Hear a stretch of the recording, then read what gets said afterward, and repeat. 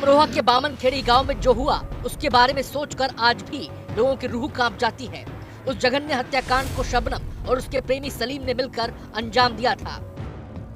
ये शबनम का वो घर है जहां कभी खुशियां बसा करती थी, आज सन्नाटा पसरा हुआ है।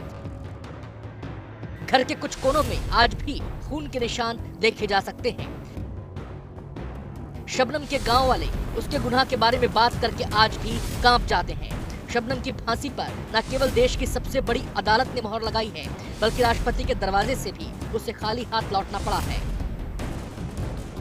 शबनम के गांव वाले हों या फिर उसके घर वाले, सब एक ही सुर में कहते हैं कि उसको अपने किए की सजा मिल रही है। जिन घर वालों का कत्ल शबनम और उसके आशिक ने मिलकर किया, उसके साथ अब इंसाफ की घड़ी आ गई है।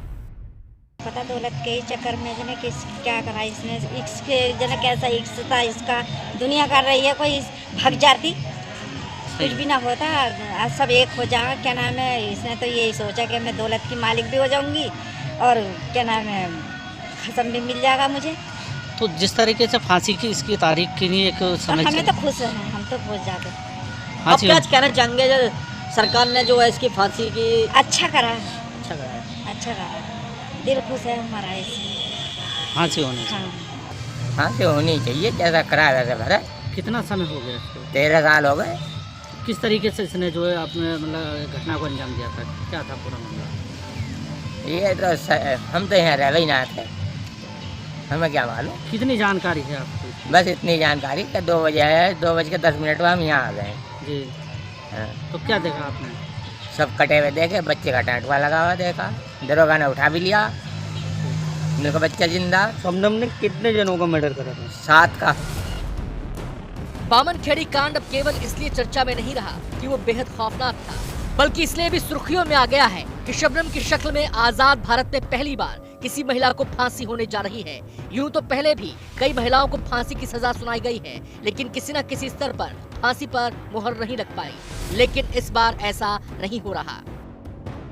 यहाँ से हाई कोर्ट अपील कराया गया था, जो वहाँ से 2 साल के बाद उनकी अपील खारिज हो गई थी और उन हाई कोर्ट ने वो अपील खारिज करके इनका जो डेथ सेंटेंस है वो कंफर्म कर दिया था।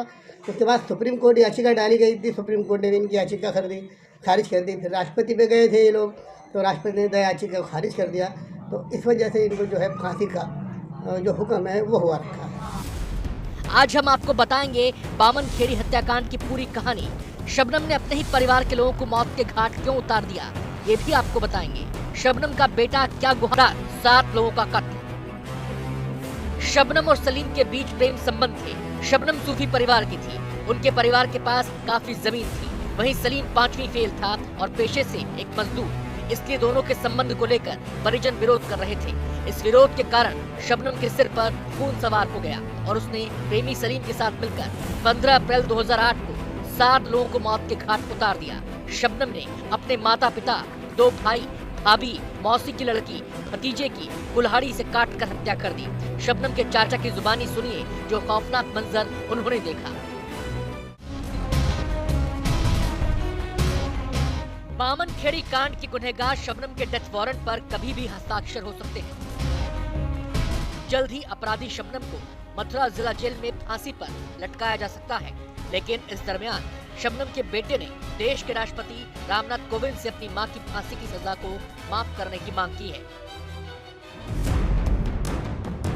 इस मासूम के हाथ में इस तख्ती को देखिए। इस तख्ती पर इस मासूम ने अंग्रेजी और हिंदी में राष्ट्रपति से अपील की है। ये बच्चा अपील कर रहा है कि उसकी मां शबनम को माफ कर दिया जाए। ये मासूम नहीं जानता कि उसकी मां ने कितना जघन्य अपराध किया है। 3 दिसंबर 2008 को शबनम ने मुरादाबाद की जेल में एक बच्चे को जन्म दिया था, जिसे बुलंदशहर के दंपत्ति ने गोद लिया हुआ है। शबनम का बेटा 6 साल से ज्यादा समय तक शबनम के साथ रहा। बाल कल्याण समिति की सिफारिश पर 30 जुलाई 2015 को उसे बुलंदशहर के इस दंपत्ति को सौंप दिया गया। खबर है कि कुछ दिन पहले शबनम से उसके बच्चे को मिलवाने के लिए दंपत्ति उसको जेल ले गए थे, जहां शबनम बच्चे से लिपटकर रोती रही। शबनम के बच्चे को अपनाने वाले दंपत्ति का कहना है कि बच्चा बुलंदशहर के प्रतिष्ठित स्कूल में पढ़ाई कर रहा है और वो जहां तक पढ़ेगा उसकी पढ़ाई और परवरिश का मुकम्मल इंतजाम है। वो ये भी कहते हैं कि शबनम के नाम पर काफी प्रॉपर्टी है। वो शबनम से कह चुके हैं कि इस प्रॉपर्टी को स्कूल, कॉलेज, अस्पताल जैसे किसी अच्छे काम के लिए दान कर दें।